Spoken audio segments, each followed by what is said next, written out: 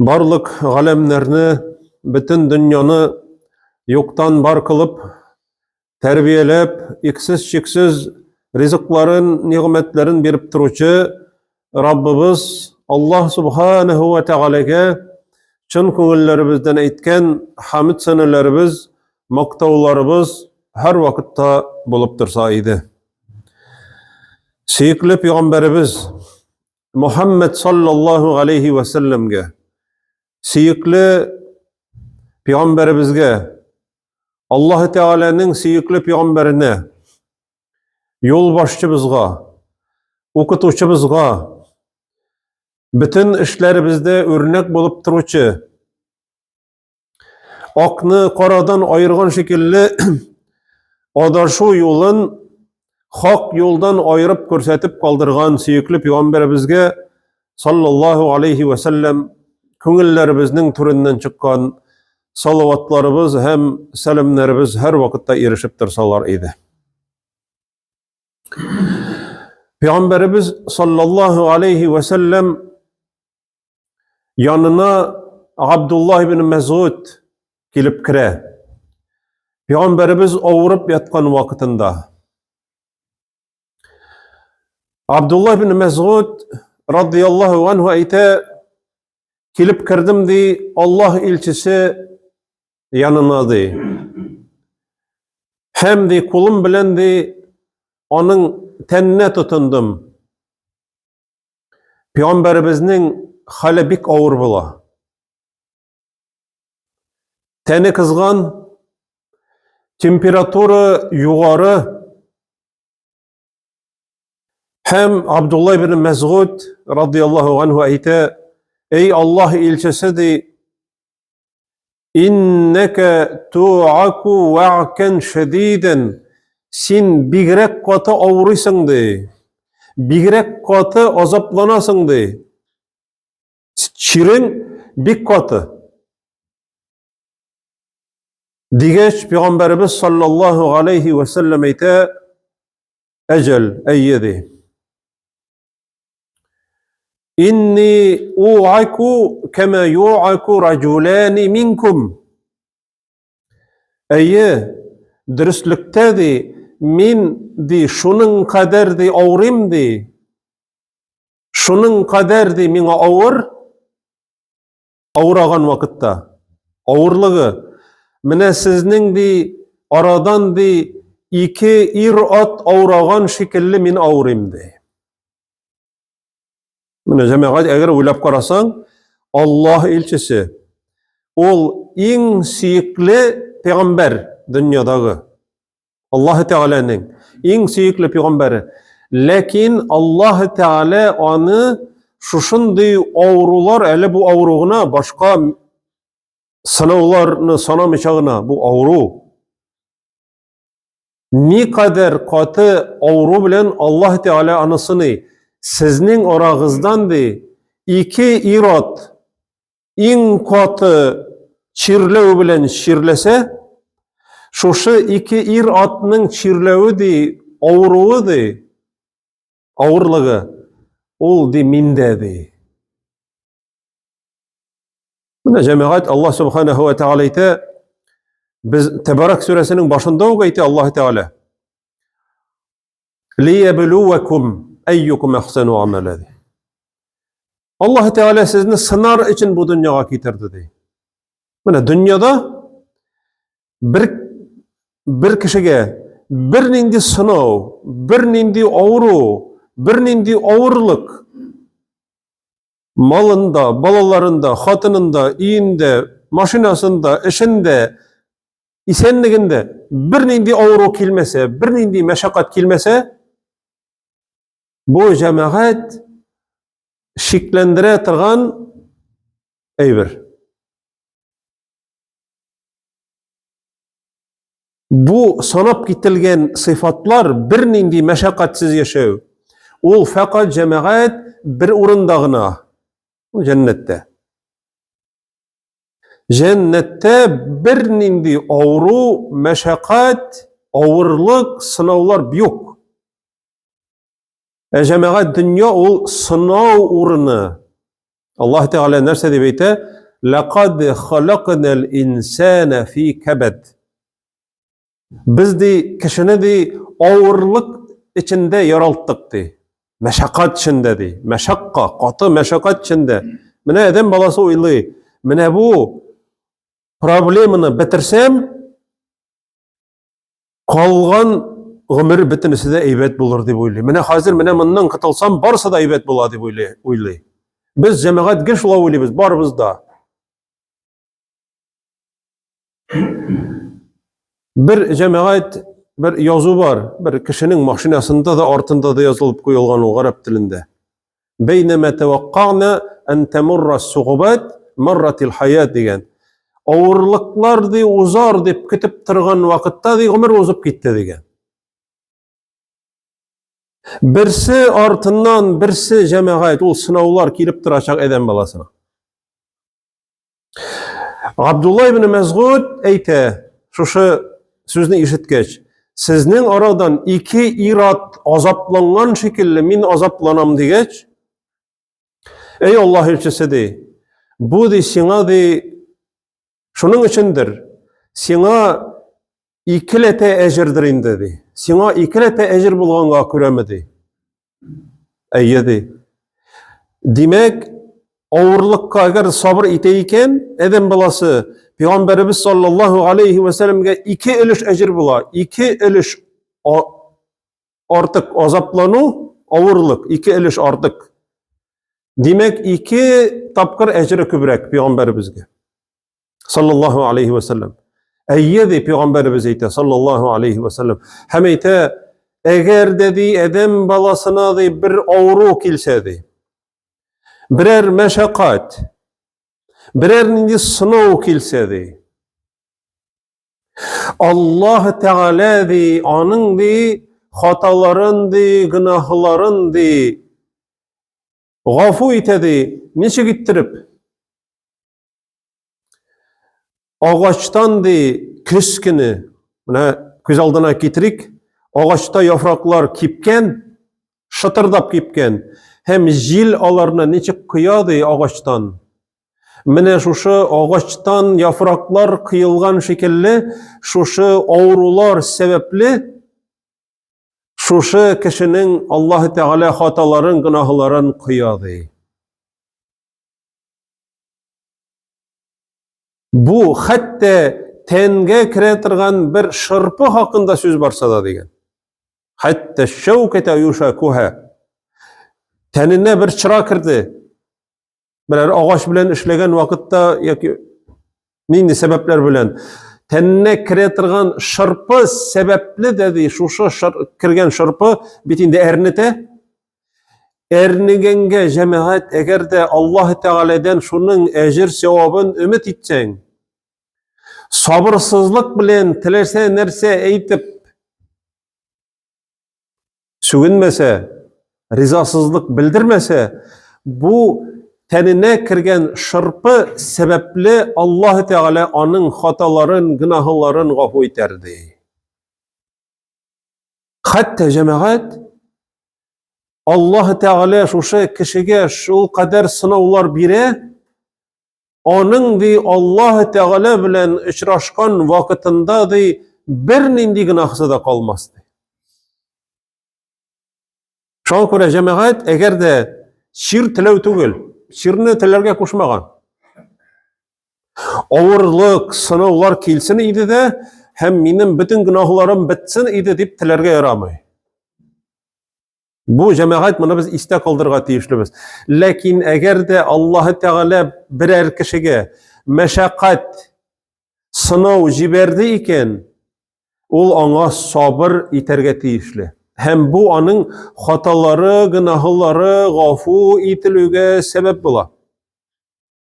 Peygamberimiz sallallahu aleyhi ve sellem bir Medine'de yaşaytırgan xatının ağrağan vaktinde halin bilirge bara. Niçik halin dip sıragaç, bu kişinin, bu xatının cemaat teni kızışıp, yani temperaturusu, liharatkı, temperaturu köterilgen bula. Hem Bu хатын әйтә, зарланам ди лихорадкадан, шушы чирден, шушы температурадан, һәм ул аны сүгә, шушы чирне. Ла баракаллаху фиһ ди. Аллаһ бәрәкәт бирмәсен. Шушы чиргә ди. Ягъни бу нинди чир? Ягъни зарлана һәм Пәйгамбәрбез саллаллаһу алейхи ва саллям әйтә, لا تسب الحمى ди. Температураны ди, сүкмә ди. Ул ди ничек иттереп кешенең хаталарын, гынаһларын бетерә. Бер мисалда әйткән иде Пәйгамбәрбез Абдулла ибн Мәсгудка. Агач башыннан яфрак кыйлган шикелле. Ә монда әйтә, тимерче тимерен ничек иттереп чистарту өчен тимерче мичкә тыгып кыздыра, һәм аннары алып чүкече белән суга, һәм шуннан тимернең бөтен кирәкмәгән әйберләре кыйлса, шлак. Нәк шуның шикелле ди, тимерне чистарткан шикелле, ут тимерне чистарткан шикелле, шушы температура ди кешенең хата гынаһларын яндыра ди. Җәмәгать, бу нәрсә бу? Бу Аллаһның рәхмәте. Бу Аллаһның рәхмәте. Чөнки Аллаһ Тәгалә сине кичкенә генә сынау белән, газап белән кыямәт көнендә газапланмасын өчен газаптан коткара. Зур олы газаптан коткара. Шуңа күрә җәмәгать, әгәр дә кеше чирле икән, баш авырта, сода дип атала, мигрень. Менә Пәйгамбәрбез саллаллаһу алейхи ва саллям bir Bedevi garabın күрә. Bedevi garabı килеп керә. Bedevi garabından Peygamberimiz sallallahu aleyhi ve sellem hal ahazetke ummu mildem di. Seni di ummu mildem di, yani şirnin ismi. Bu bilmeyi ol şirnin garab kişisi. Ol bilmeyi nesesi ol ummu mildem di. Sen şunun bile şirlegenin var mı deyip sıragaç. Nesesi ol, nindi şir ol? Peygamberimiz eyte sallallahu aleyhi ve sellem harrun beynel cildi vel laham. Ol di kişinin tirisi bilen iti arasında bulgan issilikti. Temperatura. Bir vakitte da andi evirinin bulganı yoktu. Bu Bedevi Garab eyte. İkinci sıra. Hal ahazeke suda, seni di boş ağırtkanı var mı di? Migren. Mene şuşunda, yani boşun çatını. Mene şuşu tirede. Nersesin ol suda di? Mene migren digeç, onu ağıramağın kişi, onu hazırkesi vakti da bilmeyler. Nersesin ol deyip sırı tağın, nersesin ol suda? Peygamberimiz sallallahu aleyhi ve sellem'in sırı. Ol di, manda baştağı di, kan tamırı di, başka di, suğu galemeti arkasında di, sulkılda arkasında kelip çıgatırgan eybir di. Bir vakitte da andi eybir bulganı yok di. Bu cemaat, neçik dip eyteler halk dilinde, şalkan kibik dip eyteler. Çirlemi. Bu Bedevi Garabı çıkıp gide.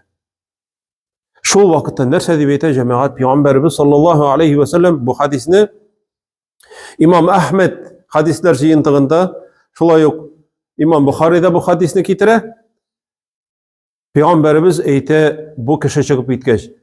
Eğer birerigizdi cehennemge kiretirgan kişini kuresigiz kilsedi şu kişiye karasın dey.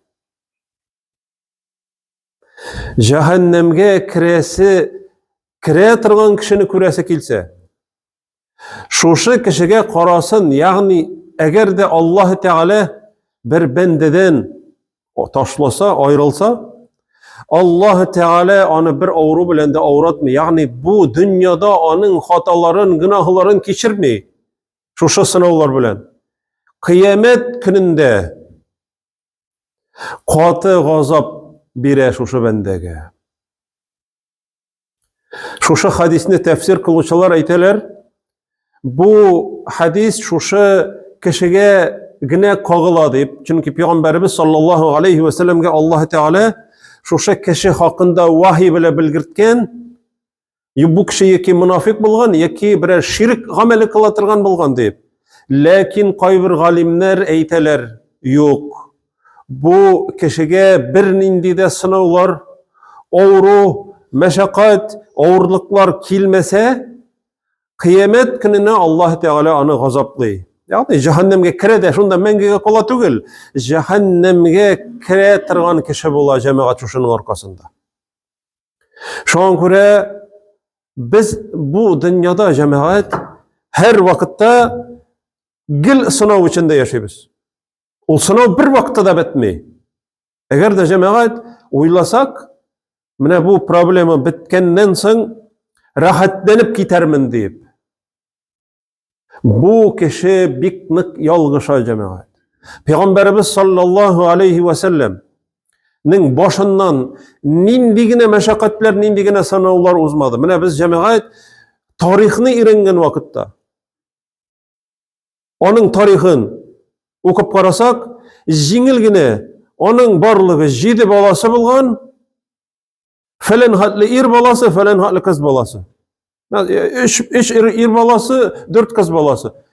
Һәм аларның беләбез җәмәгать ничәсенең үлгәнен. Үзе исән вакытында 6 баласы үлә. Үзе исән вакытта 6 баласы. Җәмәгать бу нинди сынау? Бу җәмәгать бик зур сынау. Иң каты сыналган кешеләр дөньяда алар пәйгамбәрләр.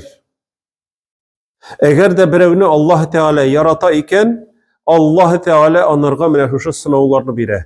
Ни өчен? Шушы хаталарын, гынахларын дөньяда вакытта бу дөньяда калдырып китсен дип. Ләкин җәмәгать кемнәр өчен бу? Сабыр иткән кешеләр өчен генә. Ничек сабыр итү ничек була? Аның хакында җәмәгать ишеткәнебез бар. Ничек сабыр итәргә? Иң беренче шушы мәшәкать, шушы авырлык, сынау килгән вакыттан башлана сабырлык. Сынау килеп, берәр атна узгач түгел, сабырлык башлана түгел. Килеп, терелгәч, килеп кадалгач, сабырлык тәнеңә шарпы керүдән башлана. Менә шул вакытта нәрсә дип әйтәсең? Риза буласыңмы шушы сынауга? Әллә ризасызлык белдерәсеңме? Начар, ямсыз сүзләр әйтәсеңме? Ләкин җәмәгать әйтәсем килә, бер вакытта да үзеңә авырлык, шир, мәшәкать сырарга ярамый. Без моның турында җәмәгать беләбез хадисне. Бер кеше янына Пәйгамбәрбез саллаллаһу алейхи ва саллям килеп керә, авыру була бу кеше. Халын белергә килә. Бу кеше шебеш кебек калган, ябыккан, шул кадәр каты ябыккан. Пәйгамбәрбез анардан сорый: "Син берәр нинди дуа кылган идеңме әллә?" ди. "Әйе" ди. "Эй Раббым" дип әйттем ди. "Кыямәт көнендә миңа газап тиешле булса, җәһәннәм газабы, иң каты газап тиешле булса, ул газап урынына дөньяда мине газапла" дип әйттем ди. Дөньяда сынауларны бир, авырлыкларны бир, һәм шуның белән ахирет көнендә газап булмасын дип дуа кылган идем ди. Һәм Пәйгамбәрбез әйтә саллаллаһу алейхи ва саллям: "Субханаллаһ ла тутиқуху" ди. Күтәрә алмыйсың бит син ди, мәңгелек ди. Мәңгегә күтәрә алмыйсың ди.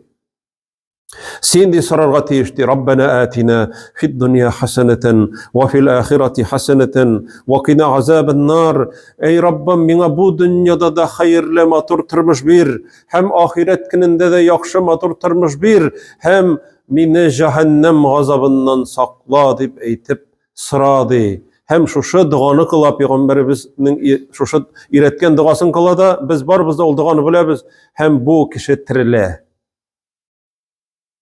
Менә җәмәгать Пәйгамбәрбез саллаллаһу алейхи ва саллям: "Инни ас'алука ал-афва вал-афията фид дунья вал-ахира" дип дуга кылган. Эй Раббым, мин синең гафуыңны һәм гафия, сәламәтлекне, бүтән авырулардан, бүтән авырлыклардан, qutqaruuni sirim deb aytib, dunyoda da oxiratda da sirim deb aytib, Alloh taolaga murojaat etib duo qiladirgan.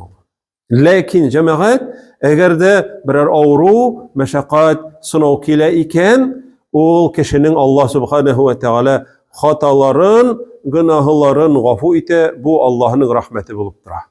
Alloh Rabbimiz har barchalarimizga da xayrli, foydali, uzun ömürler nasip etseydi. Şu ömürler bizni o'zining rizaligi için o'tkazib, o'zi qo'shqonlarni o'tib, tiyganlarından tiyilib, bu dunyoda kelgan vaqtlicha bo'lgan o'sha mashaqqatlar, sinovlar orqasida Alloh subhanahu va taolo bu dunyoda bizning xatolarimizni, gunohlarimizni g'afu qilib, oxirat kunlarida o'zi va'da etgan Firdavs ismli ulug' darajali bo'lgan o'sha rahatlik yurtlarında uchrashuvlarimizni ham mangiga qoluvlarimizni har barchalarimizga da nasib qilsaydi. أقول قولي هذا وأستغفر الله ولكم ولسائر المؤمنين واستغفروه إنه هو الغفور الرحيم.